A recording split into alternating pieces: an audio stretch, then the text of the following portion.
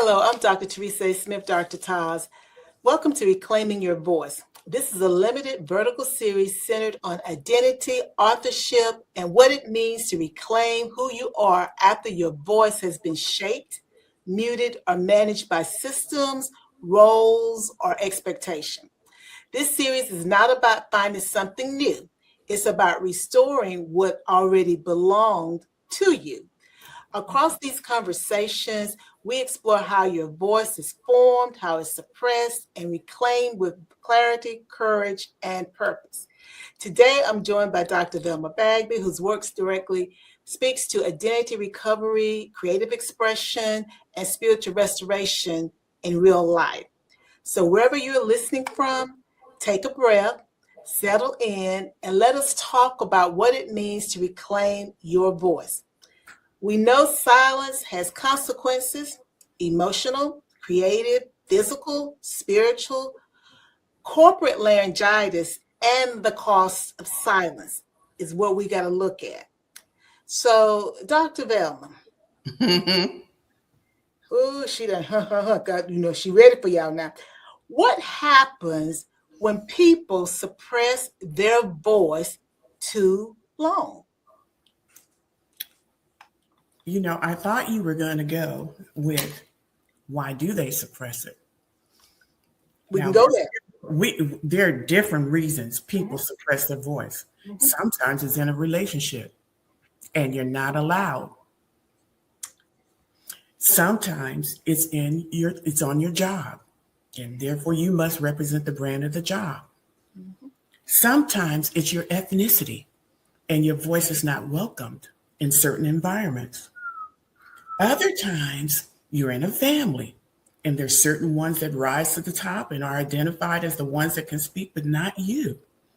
There are all kinds of examples of what can cause this to happen. But when you yourself purposely make the decision that you're not going to say anything, I looked up what happens when a person purposely silences their own voice. There's a condition that's called chronic selective mutism.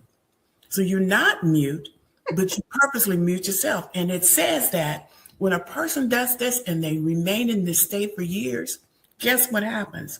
They begin to develop vocal weakness. They begin to lose their ability to talk and eventually suffer from social isolation. So there you are, all alone with nothing to say, because if you did have something to say, because of what you've done to your voice by silencing it for years, you can actually mute and have difficulties vocalizing it when you make the decision to do that. So the goal is that we encourage and inspire people to really use their voice. Now, I was silenced for 38 years on my job. I had only my job to represent. I remember going into a ministry, my husband and I, people were jealous of different people. And I remember having an assignment in that ministry. And the person went to my pastor expressing the fact that they wanted what I was doing. So the pastor at the time decided to sit me down. But what he did was he created a lie to use that as his excuse. I don't think you fit this part right. And only because he was trying to satisfy this jealous person who wanted the position instead. So when he told me that, I said, if this is what you feel about me operating in this assignment, I have about 3 other assignments in this church. Why don't I sit down from all of them? Come on now. And so that's what I did. So I was silenced by jealousy of a person who wanted my position instead. The pastor was shocked when I made the decision to sit down from all of them.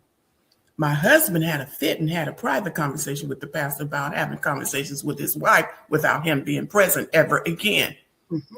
But eventually we left that ministry. So that's the reason we include church organizations for that reason, because sometimes you're silenced there. So I'm saying that when you suppress it, which means that you either willingly suppress it or someone puts an end to your voice and won't allow it to allow you to express yourself. Whatever the reason, they're never good.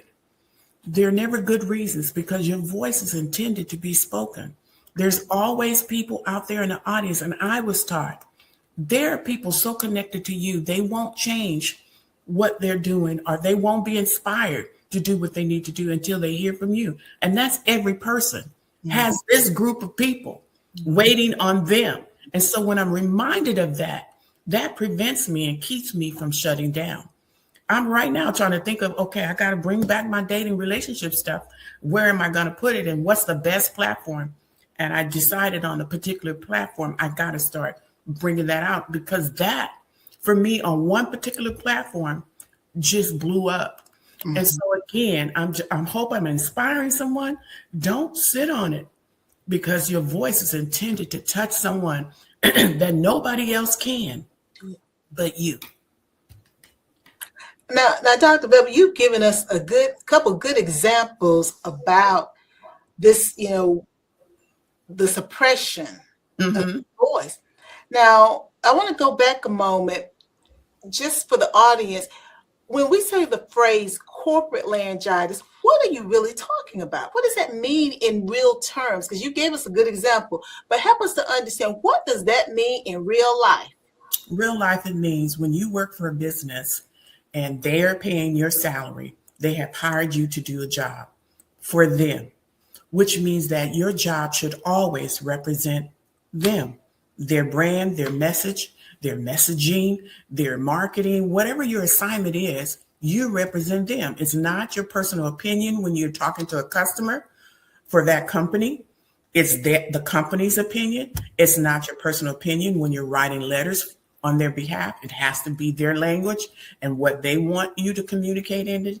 And so therefore, you're silenced in that way. That's what laryngitis does. It keeps you from speaking. It affects your vocal cords.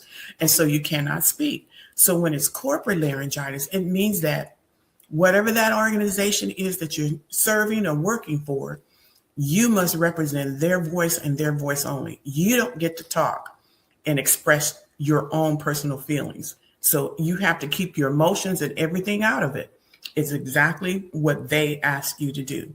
And that's what was my job for 38 years. And so therein, I was very creative before working.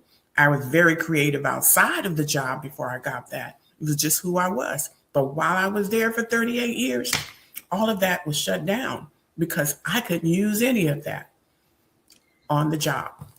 So you're saying for 38 years, basically, because you had to use that corporate voice, your creativity and I'm going to say perhaps your confidence and your ability to make decisions was impacted because you, in a sense, was brainwashed into brainwashed from the perspective, guys, of if I want to get my paycheck, I got to speak. I have to do what they're telling me to do.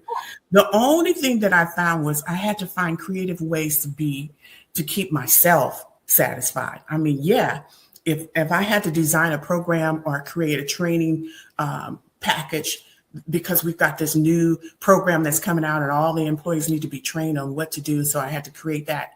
I found my creativity there where I'm developing. The other thing that I did was there were times when I was sent to other areas. If an area wasn't performing at the level that they should be, sometimes my manager would send me there to help bring them along so I could use my creativity there. I was a process improvement guru. I loved improving something that wasn't working well. And so I could satisfy my creativity there in those moments. Not that I can put my own opinion and my own expression in there, but I found by reassessing something that we're doing and taking it through the process of determining what we don't have to do anymore and how can we streamline it. Those were the moments when I felt my creative genes were being used because I loved doing that. But beyond that, it was still their voice. It was still the way they wanted it to be said. But if I could take a continuous improvement project and they would send me to do that, to correct what was broken and to fix what needed to be fixed, those were the moments I could be me, but not to the point where I expressed my own opinion about it. I still had to follow corporate rules and what the corporate brand had to say. That is so important, Dr. Velma, because we're using the language corporate, but as we've already stated previously, corporate is organizations, it's systems.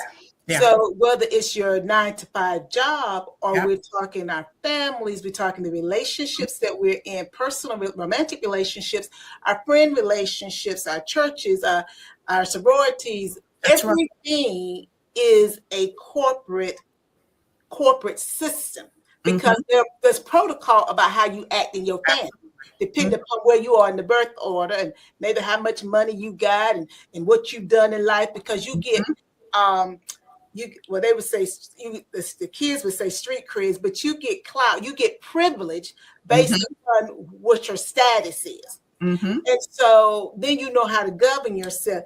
And what I thought was so significant, that what you said was, though, that you were able to mitigate the psychological impacts of this suppression when you were able to use your creativity for projects, continuous improvement projects, or trainings and things of that nature, still within the confines of the corporate voice, but you were still able to do those things that, in essence, brought you some satisfaction, some pleasure. Yeah. That's how you managed it. And I think that came from, I think in one of my books, Hold Your Head Up, Princess, it came from my childhood, middle school, when I first faced being labeled, what the world felt about me, just going into school and enjoying my life. Yeah, I didn't know I was poor until you guys labeled me that. Oh, I didn't know it was a bad thing to be raised by a single mother and she had seven kids until you guys told me that. Oh, I didn't know I was a latchkey kid until you showed me on the TV. That's who I was, because I had to let myself in. So all of those things, and in my little world, from that moment on, when they began to classify me, I'm going, why would they say that? I'm set out in my mind. Okay, well, let me just let you see something different about me. Despite all this other stuff you're saying about me, I'm going to hit the honor roll on a regular basis, and then you'll see who I am, despite the single mother raising me, despite the fact that I live in a poor neighborhood, despite the fact that I'm being raised among it's close to 7 siblings, and despite the fact that I'm African American, despite the fact, all these things. Because when you prepare to go into junior high and high school, that paperwork you have to fill out to explain your life and explain where you're going and explain where you're coming from and explain your situation. I realized I'm not going to focus on what you're assessing me, how you're assessing me and my life and my experience. I'm just going to demonstrate who I am. And that's what I set out to do. And so I found that I did that throughout my life, and remain that way, even in what I just described in my corporate world. I found ways to satisfy who I am in those moments.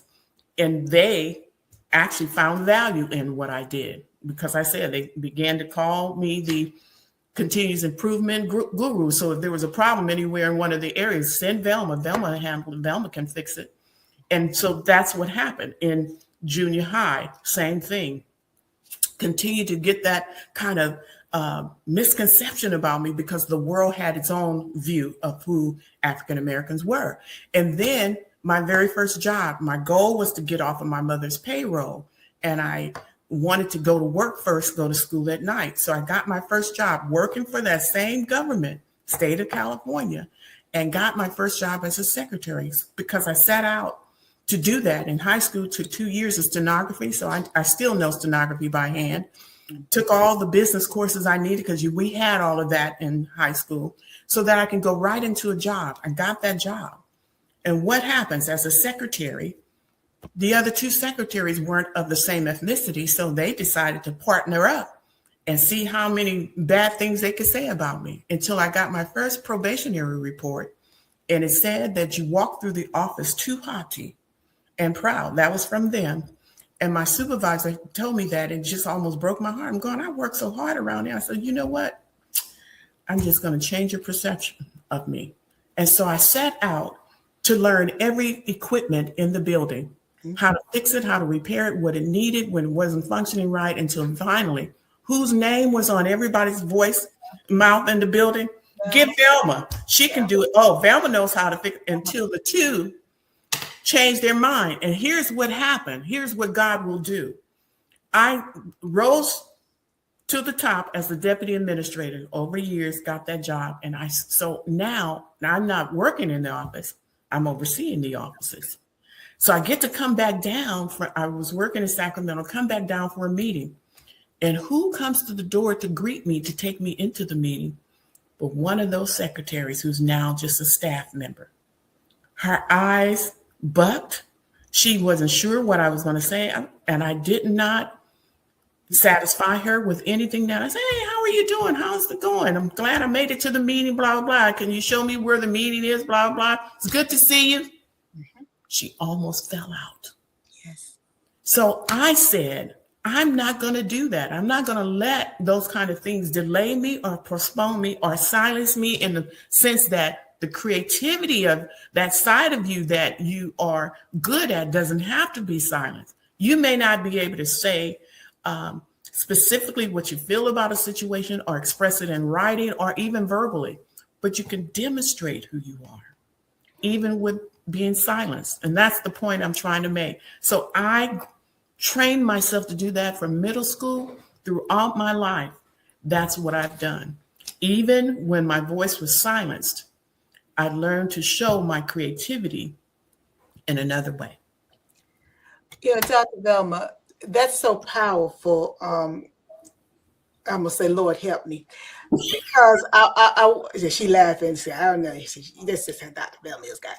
Because I want to draw out some things, but I don't know if I'm going to be able to do it. So I'm saying, Lord help me, because you talked about we have to comply. Yes. Because we have to, let's just leave it with your family. You know, you're born to them folks, and you're gonna be with them. I'm sorry, whether you want to go see them or what, that's your family. That's right. You make a choice to stay in relationships. You make choices to stay on jobs. But there's this thing about compliance. And I think sometimes we think that if we comply, we're safe. If we comply, we're successful. Now, I'm talking jobs now, and I'm talking relationships. Okay. You can comply and not be successful. Velma was doing everything she was supposed to do on her job. And then you're going to get a notice, your first evaluation is going to talk about she walking around. Mm-hmm.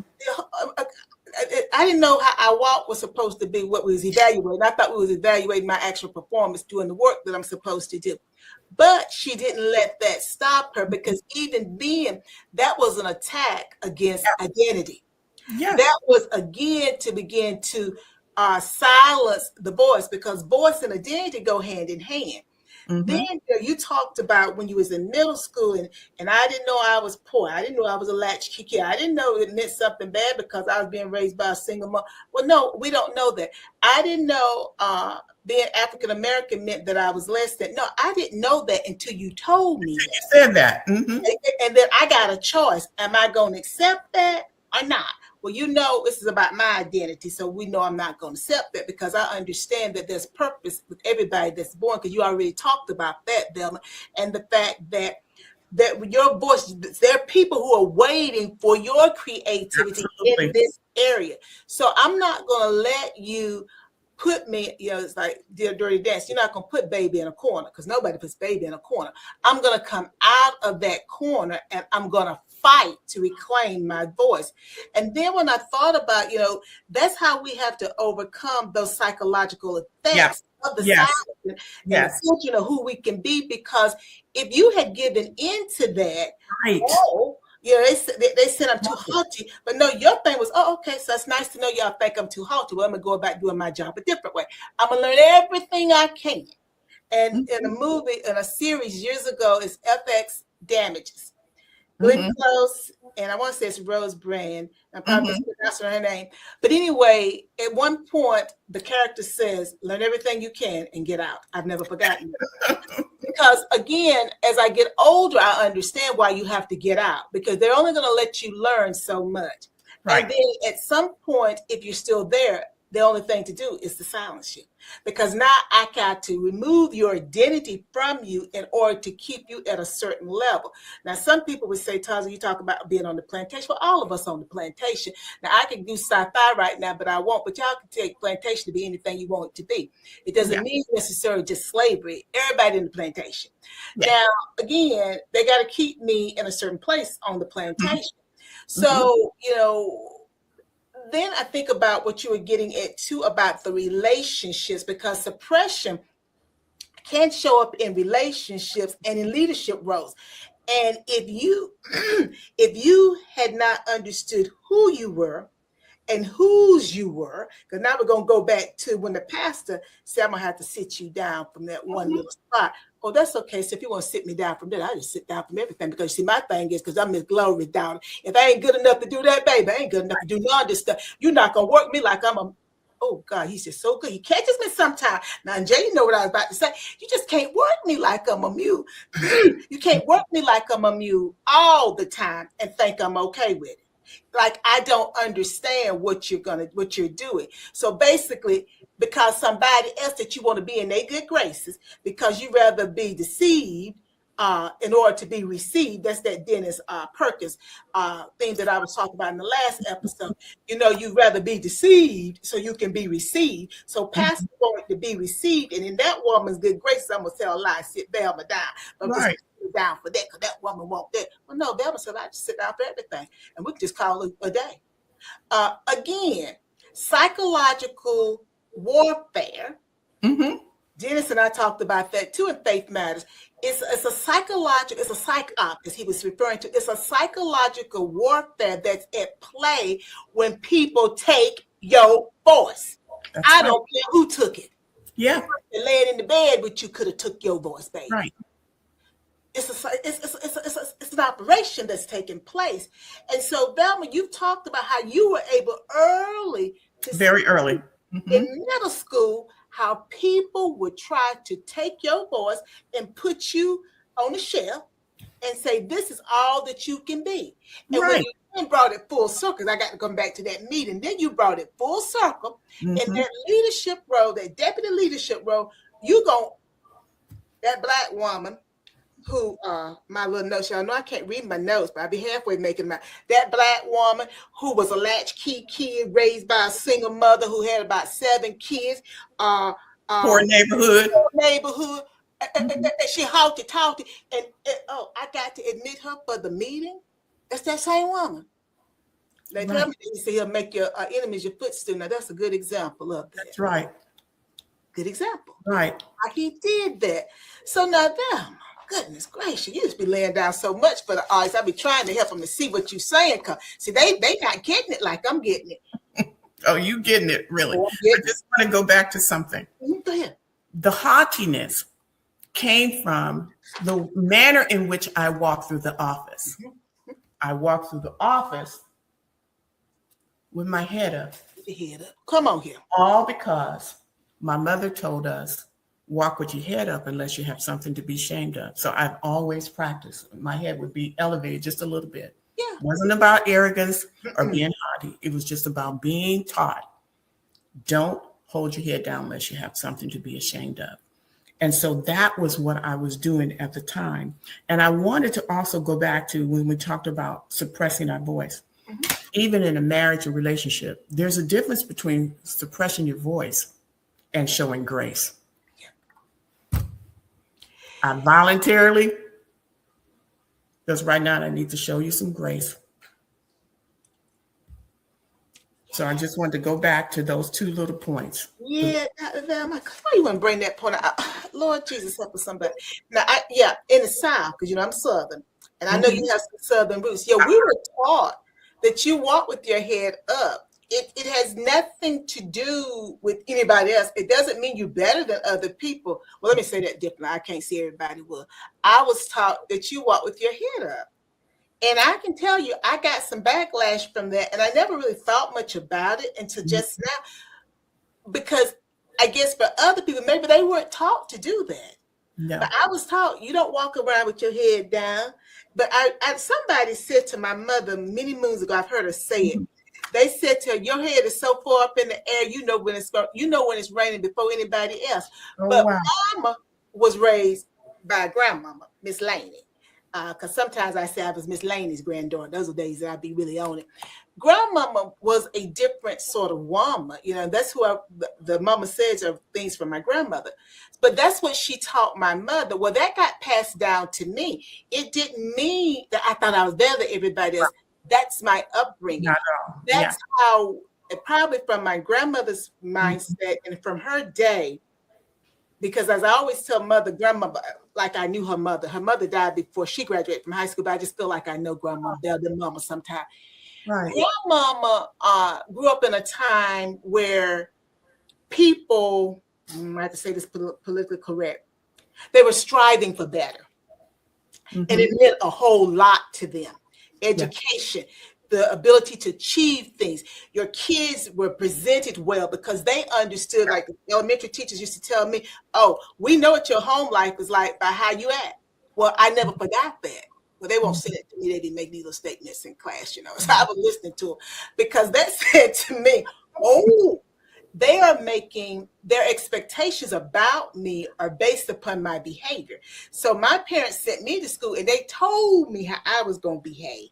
And I was in a small community, and Miss Vita Mae Flowers would stop by the house anytime. And she knew the people because she had taught my dad and had all his siblings. So they would come to your church because you knew these people. So when you went to school, you knew to behave correctly. So when the teacher talked to you, you look at them in the eye. They talk to you, you hold your head down, you look at them. Yes, ma'am. Yes.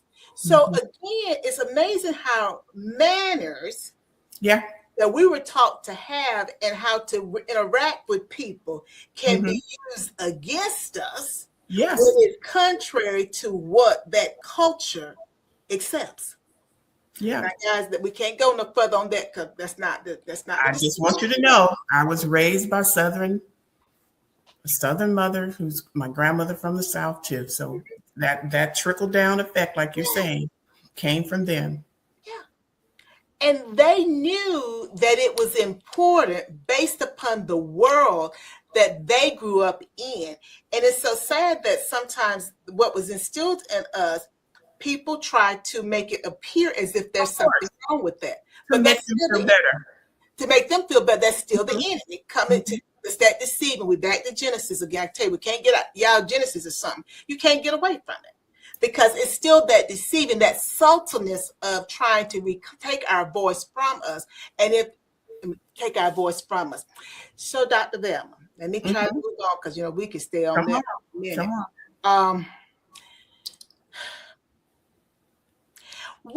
Because you talked a lot about those 38 years. When does silence shift from strategic messaging to harmfulness? Meaning that's our corporate voice. You were there for 38 years. This is how we interact with our constituents. But when does it go from being our strategic way of communicating to actually being harmful for the people, the employees of that organization, or the people who go to that church, or that family, or that relationship that you're in? Well, I found that as I rose, higher and higher on the corporate ladder, I set out to make sure that the employees were valued. I introduced what many call top-down decision-making was the order of the day, but I introduced bottom-up decision-making. And when I introduced that, and again, I loved creativity and I loved introducing new methods. Remember, I was talking about I became a continuous improvement guru, and that was something my deputy director valued about me. And so I tried to make sure that the staff had a voice in the matters of change, in the matters of making adjustments when new things came to be, and we had to look at who was going to do the job and how we were going to structure it and place it in the offices. I called together groups of employees in each of the office so that they would have the permission to meet regularly as a team to develop a recommendation. So keeping in mind that we still had to stick with what the rules were. We still had to follow the protocol, And if the corporation wants to introduce a new service to its customers, how do we now apply it? That's still keeping within, what they require. But it gave the staff a moment to be creative and be a part of the change. And I always made sure I did that. And one of the deputy administrators, one of my partners, there was 4 of us for the whole northern area of California. The other 2 deputies said, that's a little dangerous. But my boss said, actually, it isn't. It's a great idea to take a different approach. So I was given permission to do that. So every now and then you can introduce something a little different, even though it's not going to change the corporate setting. It would help to improve the environment for the employees who had to do the job. And they loved it. I had more employees at my retirement party than managers, who many of whom retired. One even filed a complaint on me saying that, because I wanted the voice of their staff, they felt like they were being left out, which told me they were one of those that silenced everybody. And so he filed that complaint, and it was a wash, basically. There was nothing there. What I challenged that person on, I challenged all my managers on. And like they said, they were dropping like flies. They started retiring because they were sitting in positions doing nothing. And I didn't like that. And so giving the staff a voice really gained momentum for me in the areas to get the changes done, because the staff was right there with me, making sure that it happened. And Dr. Velma, I'm sure with that, you also you made sure it was a cross-representation. Of course. Because oftentimes, as you know, just like with the 2 ladies that you started out years ago with, people only listen to certain people, which means you always get the same. As I said in one of the sessions, people want you to tell them what people. I don't want you to tell me what you think. I want to know. I want you to tell me what you think. But they were able to give people what they wanted to hear in order to keep the culture the same. And like the person that filed suit, that was a change in culture. They weren't ready for people to have a voice, to have an identity. Because think about it, guys. When you have an identity, you got a purpose. That means you deserve respect. Right. And the only African-American deputy in all of Northern California. The first time I saw fellow African-American deputy administrators was when we had a statewide meeting, and all those folks from Southern California came to the meeting in LA. I'm going, whoa, where'd they come from? Mm-hmm. I was the only one. So I knew that was always part of the conversation. Well, why is she? Yes. How come her? Because the other 3 deputies on the team were not African-American. 1 male and the other 2 were females, but still, it said a lot about who I was. And yet they always questioned who I was and why did I have the authority to do what I was doing. I like that. It said a lot about who you were, but people always question who you were. And I'm going to say it this way, and why you were allowed, and then I'm going to say how you could do it. Well, and I want to go to that do it, how you could do something.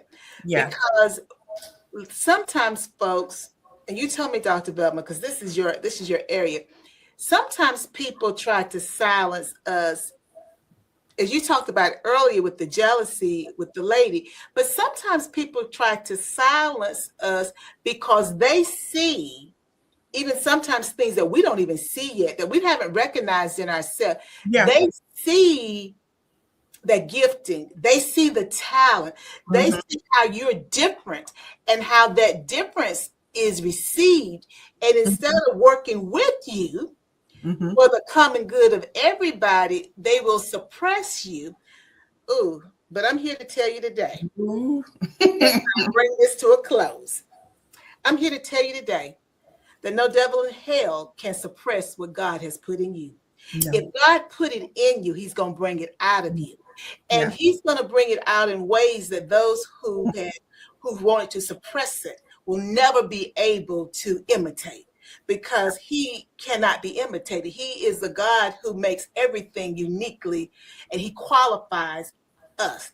So again, whomever that is for, I hope that that will give you a sense of comfort in knowing that God makes no mistakes. And sometimes the silencing for that particular corporate entity is not about you having done anything wrong. They do the psychological op to make you think there's something wrong with you. You disrespectful, you this, you that. You don't look the part. You don't have the right clothes. We don't like your hair this way. You too big, you too skinny, whatever it is, you're not married to the right man. Well, you're not married at all. You don't have any children. Whatever it is to make you feel less than, because you talked about it when you rolled down that list from middle school, whatever it is to make you feel less than so that they can rob you of your identity. And Yeah. when people can rob you of your identity, they begin to chip away at your purpose. Yeah. Dr. Velma, it's just, there's just so much here that I just be wanting to get to, but I try to be obedient because I know we just can't do it all every time. You're So good. to our audience, I want to say thank you for spending this time with us. Reclaiming your voice is not a single moment. It is a process of remembering, choosing, and practicing truth in everyday life. As you move through the rest of your week, I invite you to reflect on this question. Where have you been speaking from habit? And where are you being invited to speak from truth? You don't have to rush to answer. Restoration takes time, and that's okay. This conversation is part of a 4-episode limited series. Each episode stands on its own, but together they explore identity, authorship, and purpose beyond performance. And if you don't know what I mean by performance, like I told Miss Gloria when I was a little girl, because I talked to her about it the other day, I said, didn't I used to tell you that? She's like, mm-hmm. I said my mama wasn't put on. So when I say performance, I mean pretending. Pretending. So this is not about pretending. This is about having the ability to actually reclaim your voice and your identity, your authorship, and your purpose. So remember, before you go trying to take care of someone else, make sure you take care of yourself first. Bye now.